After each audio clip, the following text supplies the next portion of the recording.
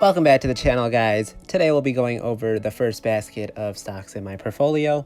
Be sure to check out the channel in a few days for the second half of the stocks. I kind of like this format a lot better just because it gives me more flexibility in terms of being able to talk without really feeling rushed, because I have to get in all the stocks because I just own so many shares of different companies. And as always, guys, if this is your first time tuning into the channel, be sure to hit the subscribe button so you don't miss any updates. The Dow really didn't do much today, and neither did my portfolio. The Dow was up 8 points, which is essentially nothing. In my portfolio, almost at $11,000 here, was basically up $2, which is also nothing. So let's go over how the market in general is doing in terms of news here. So the reason why I might be in a holding pattern here is because there is a huge G20 summit in Japan where both the President of the United States, Donald Trump, and the President of China will hopefully be meeting for a trade wars resolution here between the two countries. So there's also a lot of other geopolitical tensions happening between the US and Iran. And then also on Tuesday, the chairman of the Federal Reserve, Jerome Powell, will be discussing monetary policy in a speech in New York. So investors will definitely keep an ear on that news, because the Fed, of course, sets the treasury rates, which severely impacts the stock market for better or for worse here. So let's just talk about the stocks I own and how they did today. So Boeing, of course, huge company that makes commercial airplanes, and has been paying me very nice dividends here in the past, has raised its dividend.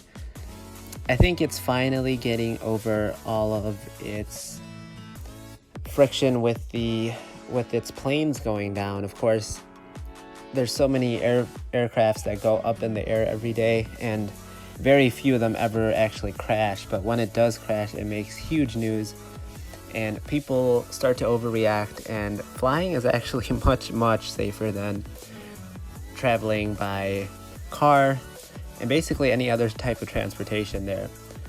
Of course, the one time that it doesn't go well, it makes the news, which scares off a lot of potential investors. But it looks like Boeing might finally be able to put that behind them here.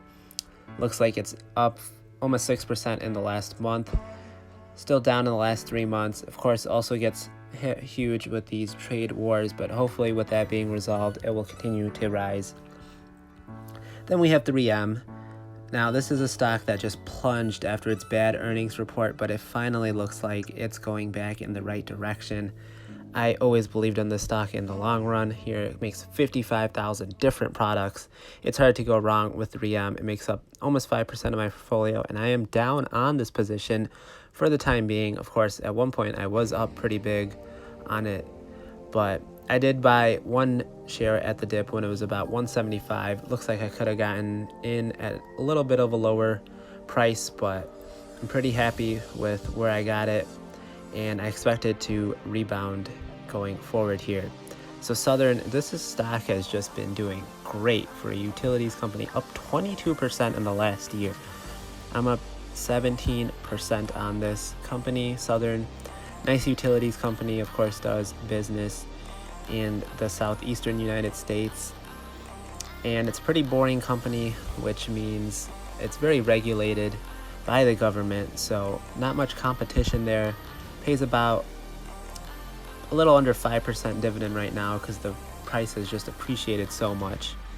Then we have United Health. Looks like it took a little bit of a tumble here today, and this is of course the first week that the Democrat debates will be happening, and one of the topics I'm sure they're going to be discussing is a more universal healthcare system in the United States, which would hurt insurance providers like United Health a lot here.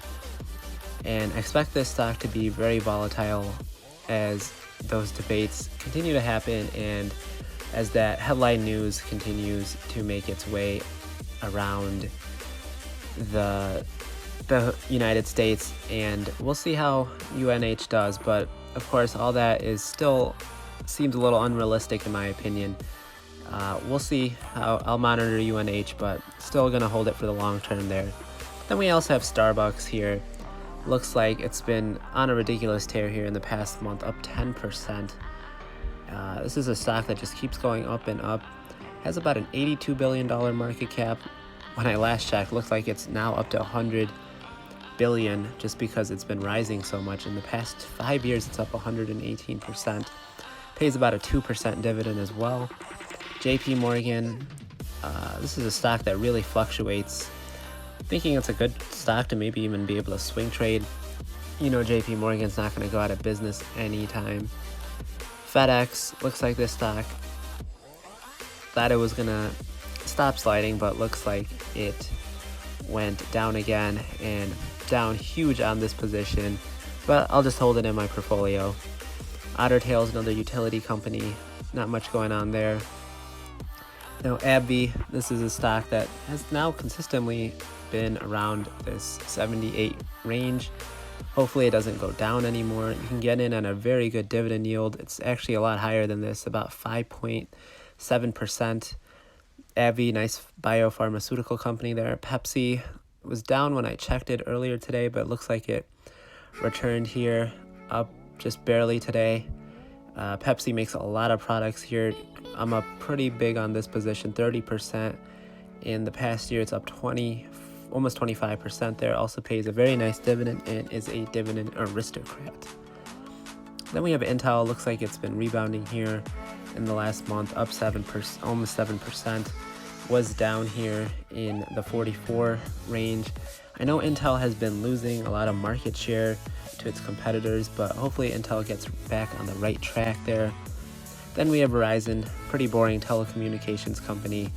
People are invested in this stock strictly for its dividend, which is about almost 5%.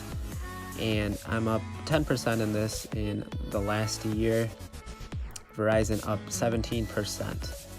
Then we have Store Capital, which is a REIT, real estate investment trust. Here it looks like it's up 28% in the last year, 4% in the last 3 months, and it pays that consistent dividend as well. So I like it because it has the capital appreciation and the dividends. Then we're also going to go over Microsoft today. Looks like it just continues to climb. Microsoft, the largest company in the world, has over $1 trillion market cap and it pays a very small dividend, but when your stock appreciates as much as Microsoft's, you don't need a huge dividend to be enticed to buy the stock. And the stock I'm thinking of buying here and keeping an eye on is one you probably heard of before. It's called Waste Management.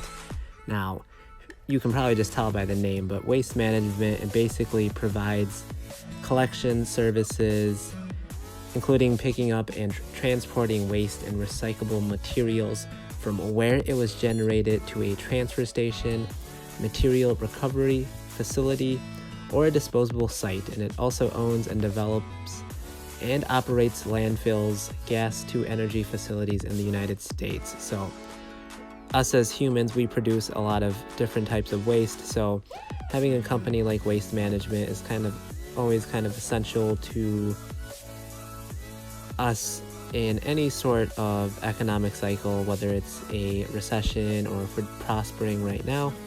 It's a good defensive stock to own there. It has about $23 billion in assets, $16 billion in liabilities, and has continued to grow its revenues year over year.